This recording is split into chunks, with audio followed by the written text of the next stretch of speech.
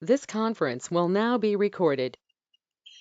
Hello all, welcome back for another session on performance testing using NeoLoad, and we are looking at RealBrowser Protocol. Let me launch NeoLoad, and meanwhile let's go look at a quick recap on what we had done in the previous session. So there are some new folks who have joined today with us, and let me walk you through some of the aspects that we discussed about this course. Okay, so the benefits. So there will be live question and answer clarification sessions. So towards the end of the session, uh, for every session, the floor will be open to every learners where they can ask their questions, and it will be answered. Okay, and all the sessions that we conduct are recorded, and these recorded sessions will be given access to you. So in case for some unforeseen reasons, if you're unable to join the the session, you can always go through the recorded sessions. Okay, there will be also, yes, a live troubleshooting sessions in case if anybody is facing any issue with their tool or maybe installation. There are many things, right. Um, so I will make you a presenter. You can share your screen, and then we can learn together and fix troubleshoot it. And live troubleshooting sessions, certainly it's been a big blessing for us that this creates a learning opportunity for everyone, right? When we do this, okay, and of course, uh, there is a support for professional certification. Okay. Um, So how you can equip yourself to clear this NeoLoad professional certification, and we all are aware of it. Now, if the recruiter is looking at your profile or somebody's profile, right, uh, more preference is given to somebody who has done some kind of certification generally, because that gives the necessary credentials to that person, that that they are professional or expert in that specific tool, right? So definitely this will add a good weightage in your profile. Okay, so course content. So we will be discussing all these parts. That is, we will go through some performance testing concepts, which is the let's say the fundamental of uh, any performance testing. And we will be briefly and in detail discuss about NeoLoad feature, functionality, and other components of NeoLoad. And most of these sessions will be practical demonstration, and it's going to be in hands-on. Okay. So what to expect from this course? The course content. Okay. As you can see, we will target minimum of 4 sessions per week. It may also go up to 5. నేను ఇంకోటి update అవుతున్నాను వేరే క్లాస్‌కి. సరే అన్న. Sorry. Okay.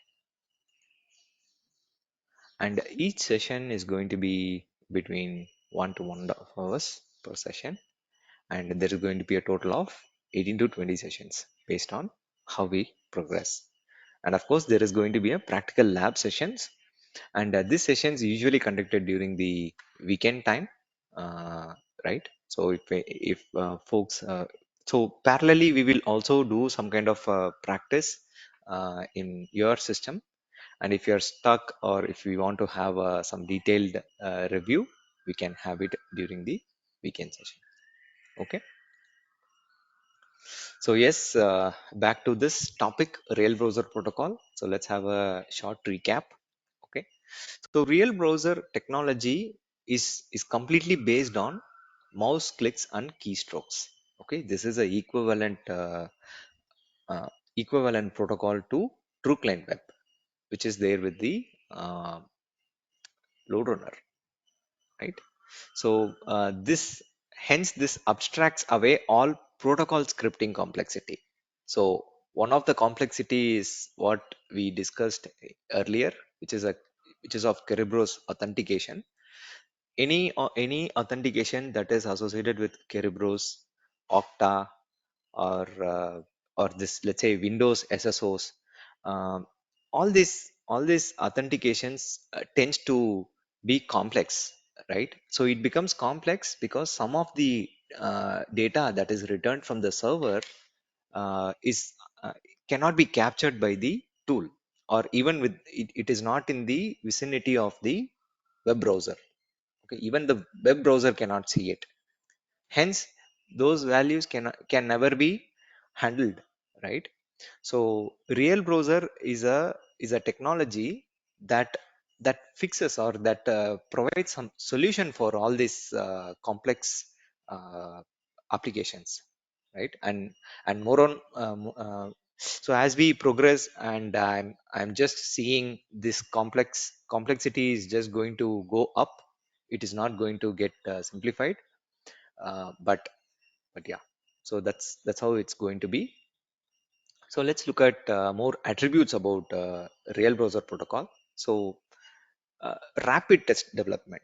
Okay, it is extremely fast in developing any script with real browser compared to any other protocol. Okay, so I will show you how we can do this. So it's a rapid test development. It is not just about the script development. The entire test can be developed, set you can set the scenarios, you can immediately go for the execution in mostly like 1 hour's time. It is that quick, that fast. Okay, so scripts that are developed with real browser protocol are highly resistant to app volatility. So what is this app volatility mean? Okay, we all aware of like how any large scale sophisticated applications work, right? So there is going to be a UI, there is going to be a backend or back office, and then there is a business logic, right? So there are updates which will affect the UI. That is, let's say it could be of a cosmetic update of changing the font, color, button size, things like that. Or UI, new feature addition change, right? So a new tab can be added, or a new, let's say, a mega nav, or other elements, right, can be added or removed or modified. This is, I am talking from the UI side. Okay, and there is a business logic update, right? So this usually these updates is not visible to the end user, and they don't even know if there are such update goes in. So whenever such update happens, right, any script that was developed using web protocol will fail. Okay, so that is what here it is referred to as a applications volatility. Okay, so if there are frequently update gets pushed to the business logic, and all the script becomes really unstable, and most likely it becomes a kind of obsolete. Again, we have to redevelop it. This is from the with respect to the web protocol. Okay, so scripts that are developed using real browser protocol is highly resistant to all kinds of these uh, updates that happens in the backend. Okay, and high memory and CPU cost for execution. So this is one cons that we can see it from the real browser protocol. The real browser protocol executes or runs uh, these users as a process. Okay, so we will discuss as we progress with uh, the session, like how what is a thread or a process, and how real browser interprets all these users, and how we should do the necessary configuration. So maybe from the development perspective, we can develop the scripts and configuration. All those things can be done quickly, but only for the execution, some planning needs to be done from the load engine or load generator perspective, like how, because this incurs a high high cost. Okay, installation of NeoLoad. So let's discuss about this. So in the last session, we were so somebody was asking how we can install it. Okay, so I'll show you. So you can go to Google and then just say search for support hub NeoLoad. Oh, there is not sure it is going to Neotis. Okay, support hub Tricentis. Okay, so we have got directly into this page. You can go to this downloads. Okay, so I'm just simply clicking on downloads, and here we can see all the Tricentis NeoLoad product versions. You can see it's from 8.1 it is available. You can go through different versions if required, and then here we can see a different operating system, okay, that can be associated with this. So you see this, there is a Unix, Mac OS, Linux, and Windows 86 and then 64. 64 is for 64-bit. Okay, so based on the version or the operating system that we are using, you can use this. Okay, so I'm on Windows and it's on 64-bit architecture. Okay, so I'll just click on this. So this will take to a new page, and you see this, right? This has already started downloading NeoLoad. Okay, for now I will cancel it because I have already downloaded. Uh, so let me show. So I'm already on 9.1.1. Just a moment. Maybe I can also show you how you can install uh, NeoLoad, right? So this will help you. One moment.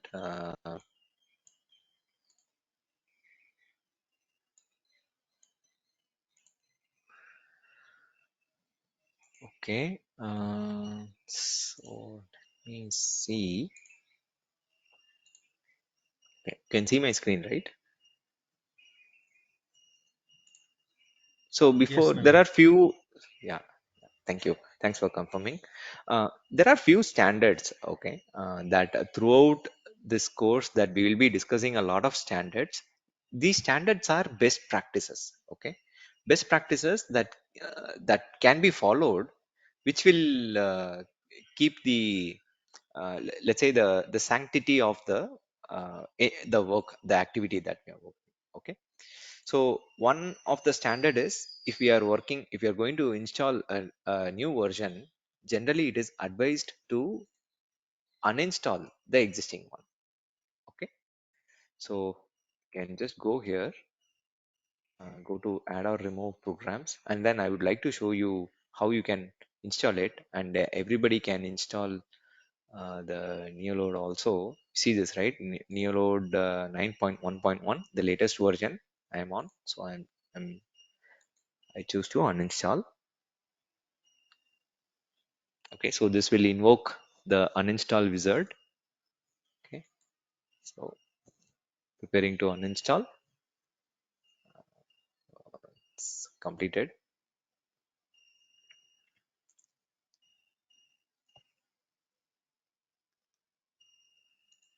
So generally it is advised, once we uninstall, and then once we have reinstalled it, can restart the system. Okay, so let me show you how we can install this Neo. So you see this, right? This is the latest version, 9.1.1.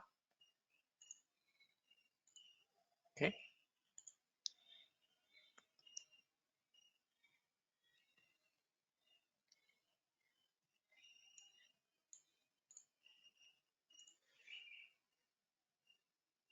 so selecting the language, which language that you would like to install, choose English. There are other language support as well. So during the installation, uh, so let me see. So we agreed this to this, and always choose controller.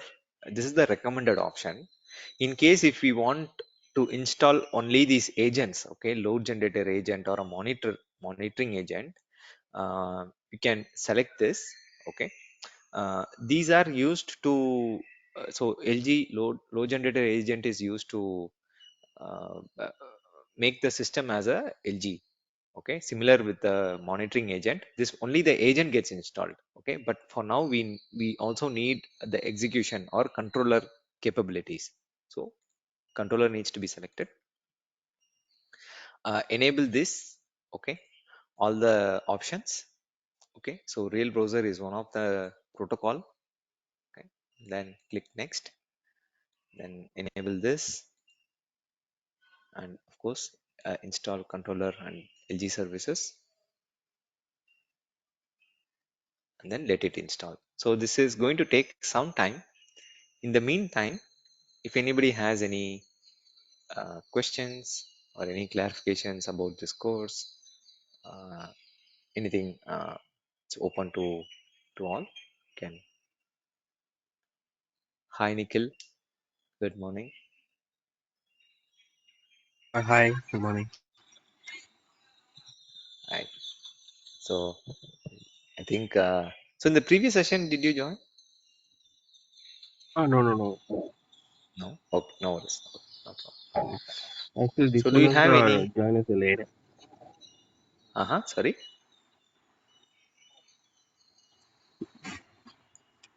This session Can you also please I'm come joining up? as a by late. Okay. All right. No worries. So, do you have any questions or any clarifications, or let me also show you. My Hmm? my question So is, what is the let's. exact difference between real? Hmm? You want to know the difference between real browser and web? Yeah. Yes. What is the exact difference between the what is the main difference? Main difference. Okay, with web, right? With web works on a HTTP protocol or the HTTP, right? Which is expanded to hypertext transfer protocol, right? It's a protocol by itself. HTTP, HTML belongs to web protocol. Okay.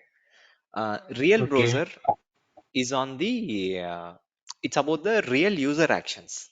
Okay. That is, for example, let's say I go here, see like how we have come to this, right? So what we did, so we came to this web page as an end user, and then I went and clicked on this button, right?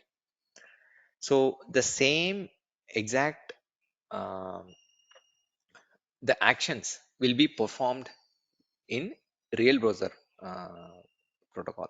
So if I do a scroll up, okay, this happens. The scroll up will happen. So it's like so with the HTTP, that is not the case. The HTTP, the complete request is sent to the server,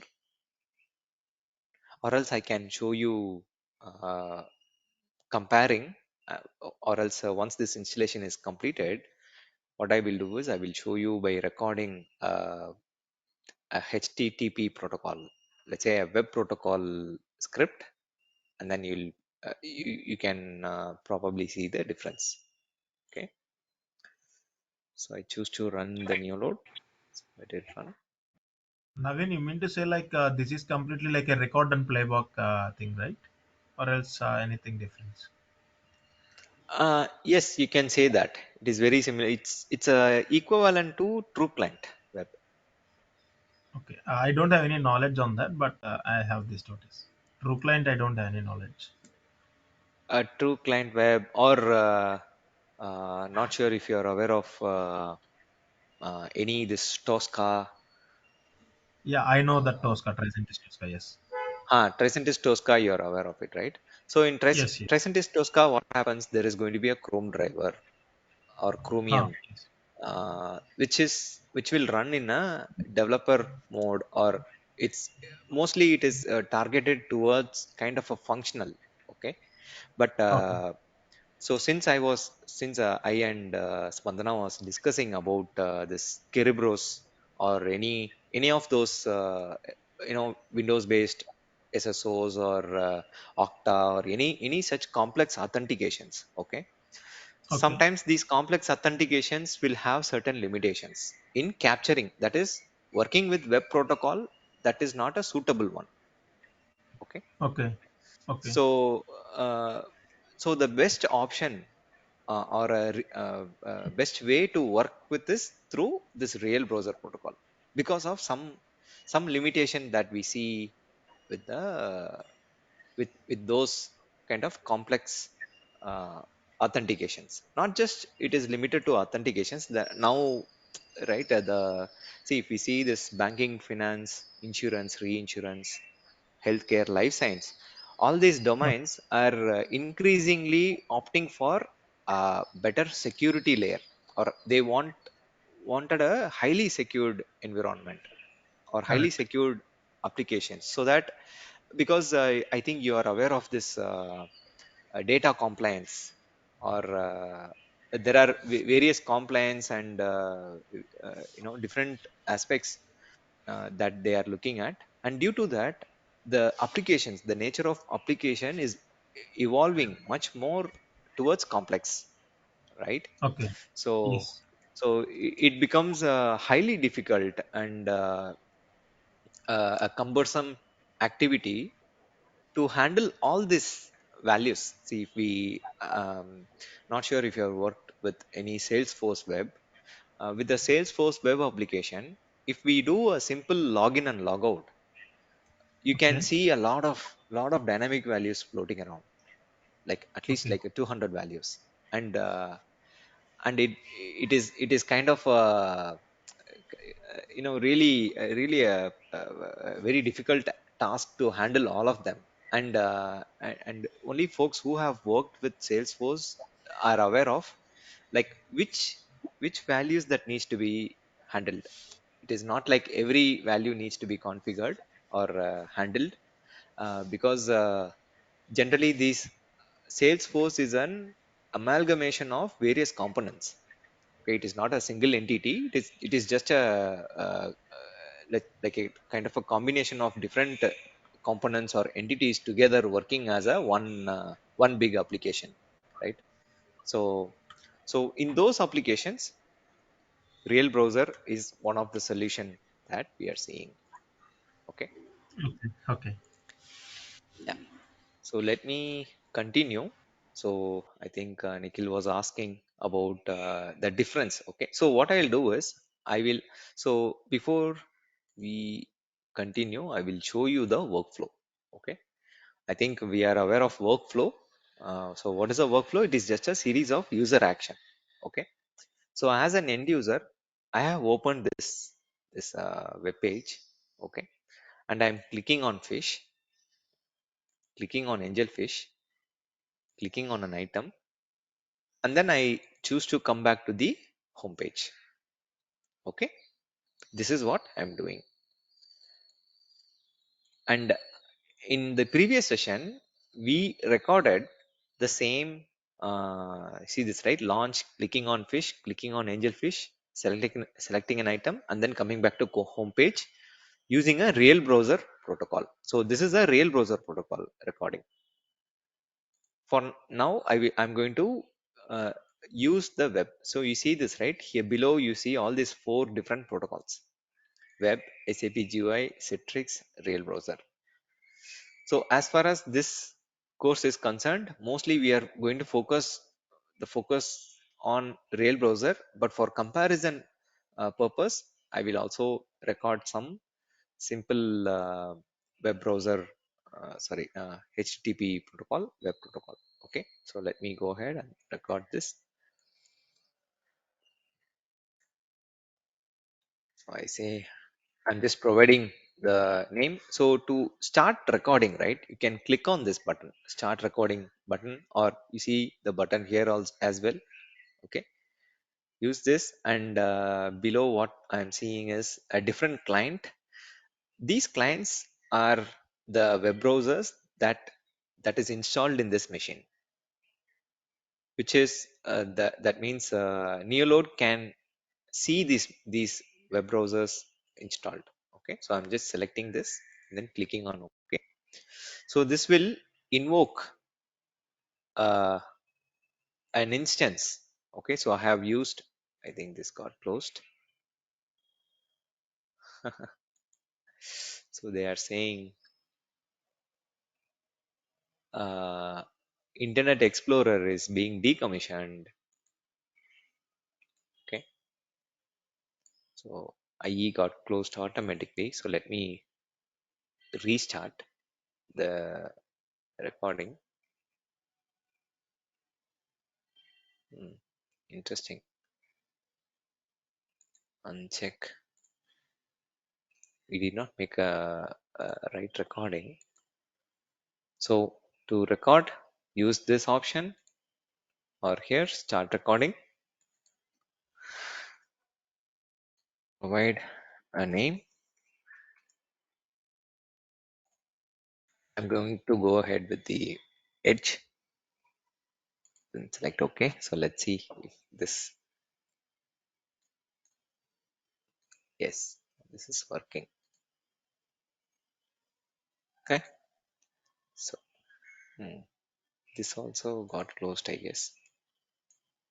Just a moment. Let me start once again.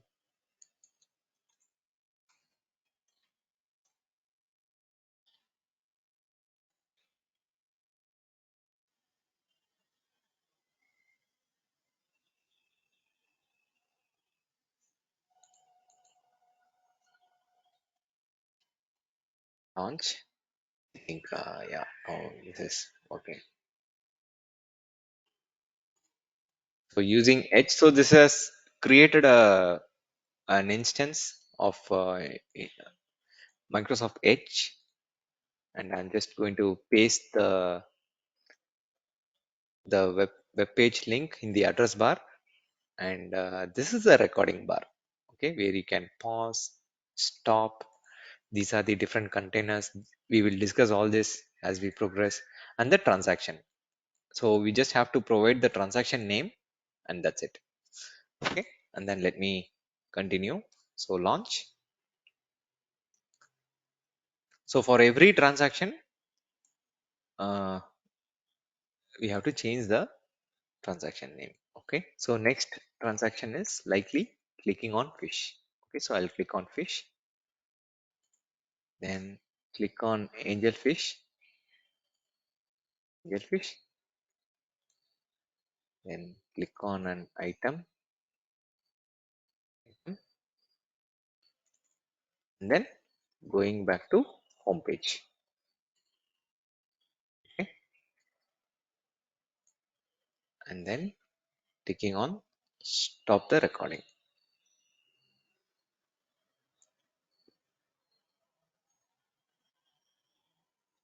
Okay, so this is the post recording wizard. Okay, whenever we see this post recording wizard, we have to uncheck that the links or the hosts that are not in the objective. Okay, so you see this telemetry servers, no, this is not a part of it. Google.com, no, backends. Again, this is a GCP, Google Cloud Platform. uh, Uncheck this API, jive.com, and then edge, some tiles, smart screen, uncheck them. And this is the one that are in the scope or in the objective. So we will keep this, and then uncheck this also, support hub of Tricentis. Okay, so uncheck all the one that is not in the objective, and then keep only the one that is in the objective. Okay, so generally we will skip this step, okay, which is searching for a dynamic parameters. So this is a kind of an auto correlation. So when we do the first ever recording, let's call this as a baseline.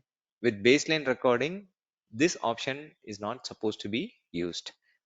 Later, if we want, we can also take advantage of this. Okay, for now I'll skip this step, use the recorded think time, and then click on finish. Okay, so I'll remove this script, and then I will say this is a JPEG RB real browser. Okay, and this is a web protocol. Okay, so if we see this, so this is a staunch difference between the two different protocols. Okay, so what is the difference in the launch? Okay, so we have to little deep dive into real browser protocol, but now I will just show you a short comparison between these two. Okay, this is the first ever request that get launched to the server. Okay, that is the home page. Okay, so if I go to advanced, okay, I can see the entire request. You see this, right? Get, this is the method, and there is a link, and then there is a series of headers, header attributes. uh, okay, so this is a complete request, and its corresponding response is what we see. This is the response. Okay, this is with the web protocol. So if we see this with the real browser protocol, please don't get overwhelmed. This may look like little here and there, but it is a simple thing. Okay, so what it says is this has simplified. Okay, so there is a real browser action called navigate. Okay, so what this action does is, whichever URL that we provide here, this is simply is going to load that URL. So it's like very similar to launching the home page. Here also advanced, you see there is only the variable extractor, which is if we want, we can take advantage of if there are any values that is returned from the server, so that we can use that. And then recorded response. Okay, as you can see, there is uh, uh, nothing is stored. Usually only text gets stored. Okay, so let's see the next option. Okay, so next is the click fish.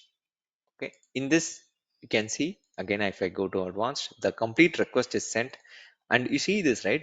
The one big difference is this head request headers, advanced settings, variable extractors. There are 5 tabs here, whereas here with the real browser there is only 2 tabs, which is of variable extractor and recorded response. Okay, so if I can go here, advanced, you see this, right? Variable extractors and recorded response. So for some reason these there is nothing in the response. Okay, but we will discuss like as we progress. Okay, so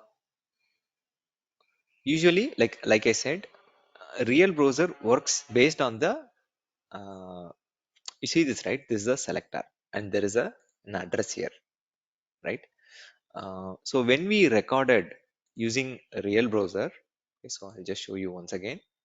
So if we go to this, there are 2 types of recorders. One is XPath, another one is CSS. So XPath is like a XPath's let's say XPath.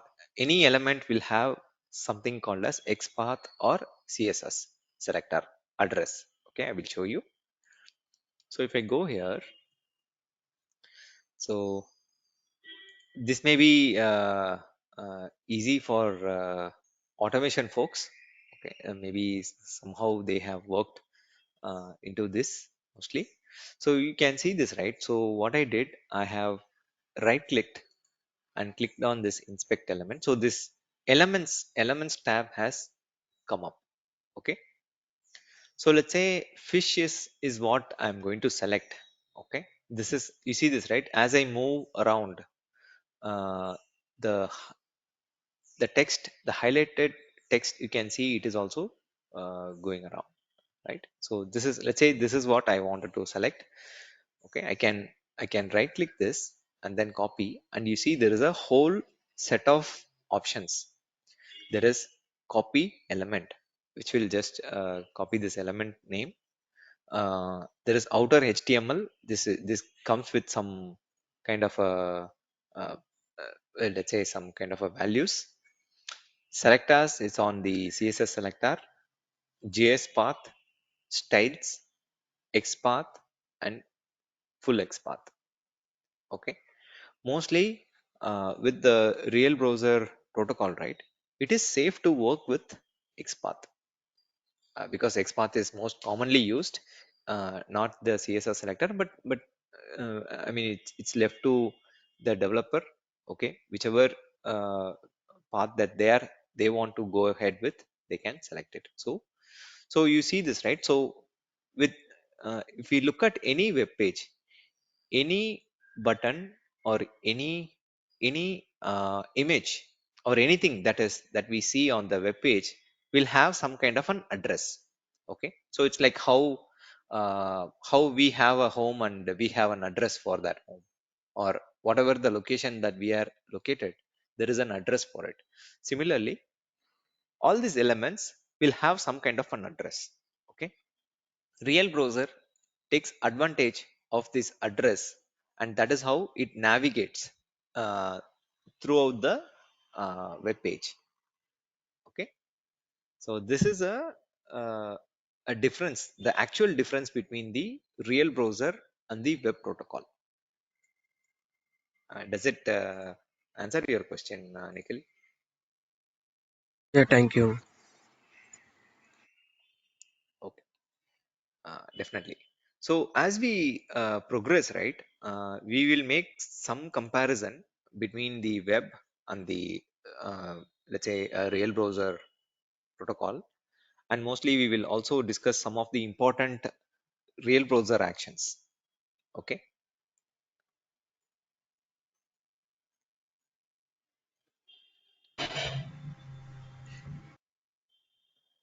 okay. Hey, I would like to know if anybody has worked on web protocols, uh, where you make able to make some comparison, draw some comparison between these two, or are you completely new to this? Hmm.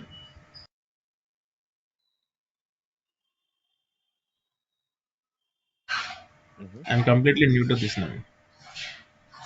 Okay, others. So if we see this, right, so let me also show you how web works. So I'll close this, bringing the developer tool. And before we were looking at elements tab, now we are in the network tab. Okay, so let me refresh this. So basically I'm doing the launch of this web page. As you can see, it starts with this catalog.action, and so there are some JPEG store, CSS file, GIFs, and other non-HTML resources that we can see continuously. Web browser protocol replicates the same, that is the network activity. Okay, web browser, sorry, not web browser, web protocol, right? That is HTTP HTML protocol replicates whatever the network activity that is happening within the web browser. This will replicate it. But whereas the real browser protocol, this will just simply does actions like a real user who is making an action on the application. Okay, one issue or one challenge that we see with the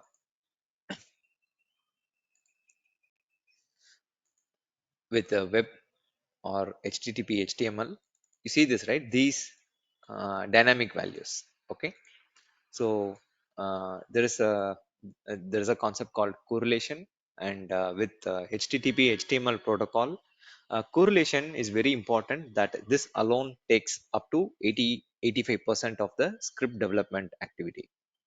So if we get the correlation correct, then the script will work. else the script will not work. Okay, and most likely any of those Kerberos or NTLM, Windows SSOs, we will highly likely that get into issues that some values cannot be captured, or some predefined values needs to be passed across the along with the request. Many things are associated with this, but this is not the case with real browser. There is uh, no need for correlation. Okay, because it is working on the elements. Okay, but so then you so then Naveen, there is no challenge with the real browser. So it's not like that. It is a different browser, will have different kinds of challenge. Most likely the challenge that we are looking at is not from the development script development per se, but from the execution standpoint, right? So so we will discuss as we uh, proceed.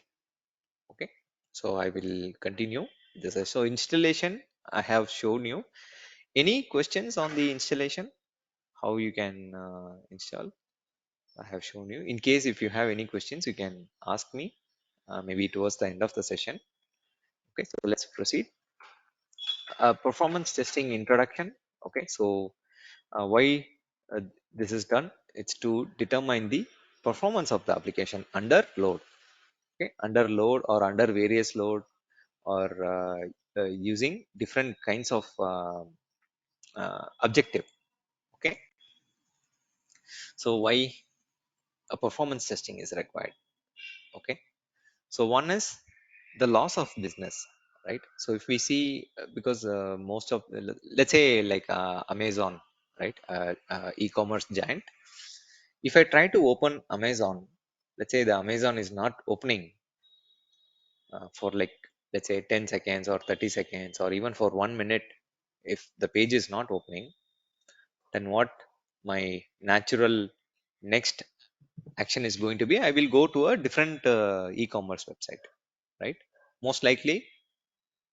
So it's a lost opportunity, right? So it's a loss of business in a way, right? If the page is not opening, then it can be uh, considered as it's a loss of business.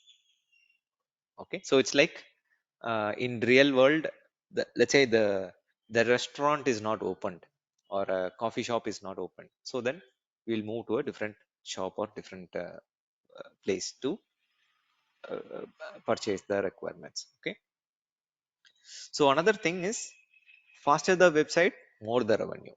Okay, let's say the user experience is really good.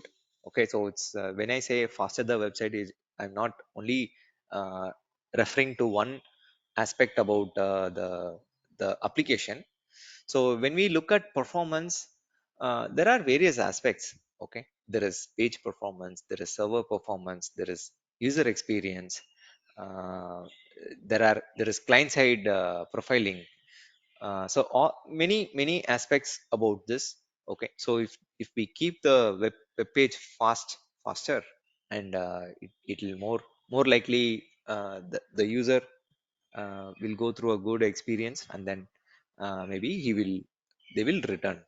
Okay, so another part is a very important aspect, which is these three things that always needs to be looked at. Okay, one is scalability. Okay, so what is scalability? Scalability refers to how much, let's say year on year, how much the application is growing or evolving, right? Let's say the customer base is growing, right? Stability is about how long the application can continue to work without breaking, or how stable the application is. About robustness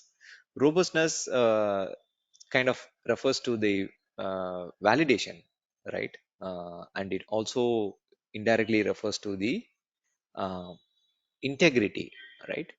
Integrity is when the data, like let's say if one transaction needs to happen, the same data needs to be sent even till the end of the transaction. Okay, there should not be any data change or modification that should happen. So this also, so while the system is equipped both on scaling and stability, it also should focus on the robustness. Okay, one uh, one popular example that I would like to share is, I think some of you may know about the application called Signal, right?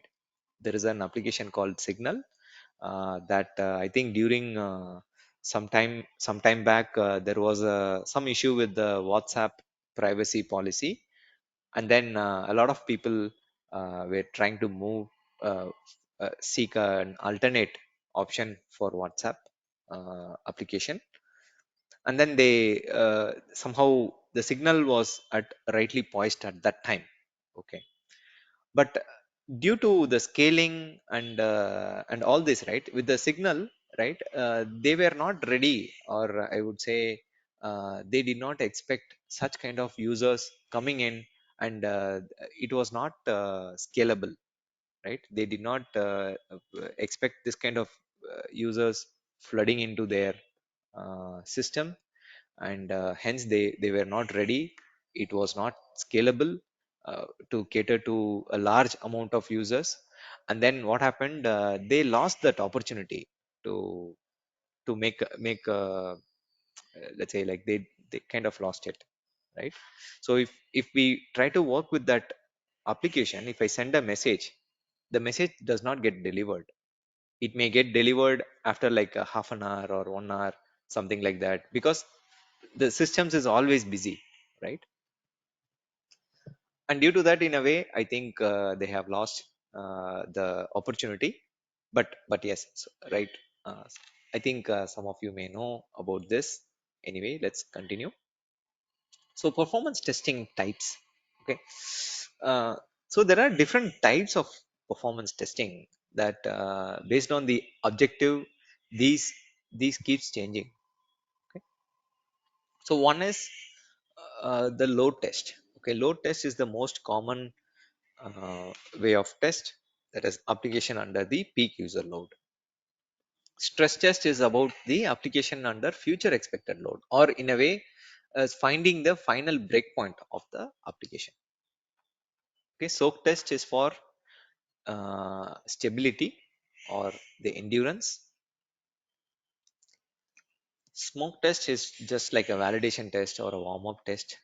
Okay, spike test is to simulate a sudden jump in the user load, and capacity is to find the final complete capacity of it. So I think there is some kind of a uh, uh, error there. Okay, fine. Workflow. So what is a workflow? Workflow is just a series of user action. Okay, is called as workflow. So let's we have already seen one example with the JPEG store, but let's look at this also. So I'm going to launch, so a simple workflow: launching Wikipedia webpage and searching, testing, and then clicking on link. Okay, so I will try to replicate this. So I'm opening the Wikipedia. Okay, I'm searching the term testing, then clicking on this link. Okay, so every user action, that is launching is a user action, searching is another user action, and then clicking on the link is another user action. Okay, generally these user actions can be translated into uh, or let's say a series of user action can be together called as a workflow. Okay, so this has to be called as a workflow. So as we progress, we will learn more about it. So user action, so uh, is we are going to call this as a transaction. Okay, transaction is the keyword that is used in performance testing. It's not user action. So just for understanding purpose, I'm saying the user action, right? The end user, whatever action he or she performs on the web application is called as user action. But in keyword terms, this is going to be called as a transaction. Okay, so a transaction can consist of it is just a group of requests, okay, that belong to one specific user action. Okay, so here in this example we have seen, right? So there is a the launch of the this application happened, but in the backend there is a series of requests and its corresponding response, and the subsequent request gets triggered, and that is how any web page gets loaded. Okay, so if I bring the developer tool under network tab, if I try to refresh, okay, you see all this. So there is a main document, which is a HTML document, main request, and then followed by a series of non-HTML resources. You see there is JPEG, there is scripts, there's SVG elements, more JPEGs, XML, PNG, all, right? So you see if I click on any JPEG, if I click on preview, you see this, right? This image has to load, right? So this image is getting loaded as a third request, third component. So fourth is this image, then it's this image. Where is this image? I think somewhere down the line. Okay, you can see this, right? So all these together making this entire web page. So it's like this. So more scripts are also gets loaded, and we can see the type of this document. Okay, so if I click on this, you can see this, right? The payload can be seen, a preview and its corresponding response, right? These scripts sometimes is used to keep so let's say the arrangement of this web page and few other aspects of it. Okay, so a request or a transaction is a group of requests that belongs to one particular user action. Okay, so I think we will close it here, and then from the upcoming session we will discuss about client server architecture and other more concepts, PT concepts, as we progress. So I would like to open the floor for question Q&As. If you have any questions, please ask me. I'll try to answer. So anybody has any questions? Naveen, I just want to know the URL of that doing installation, like support hub you have Mhm. mentioned. No? So Yes, yes, yes. I will show you. So here you can go. So what I did is I just Googled support hub neoload and then opened this link. Okay, but this link is getting redirected to a different link. See this, right? This is the actual link. So I'm sharing it in the chat box. Okay, okay, uh, so you can download. And yes, I also recommend everyone to download neoload and install it in your system. So as we progress in each session, you can also try this hands-on from your end and then work on it. Uh, in case if anybody facing any issue, we can. So I will help you during the troubleshooting discussion. So we can work together on this. Okay, I have shared this link also. sure, Naveen. Thank you. Any other questions?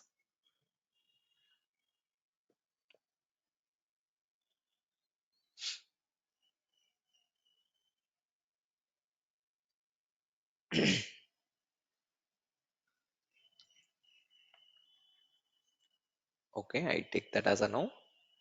If there are no further questions, so I'm wrapping up the session. So we will see you tomorrow. Okay, have a nice day. Thank Thank you. you, Naveen.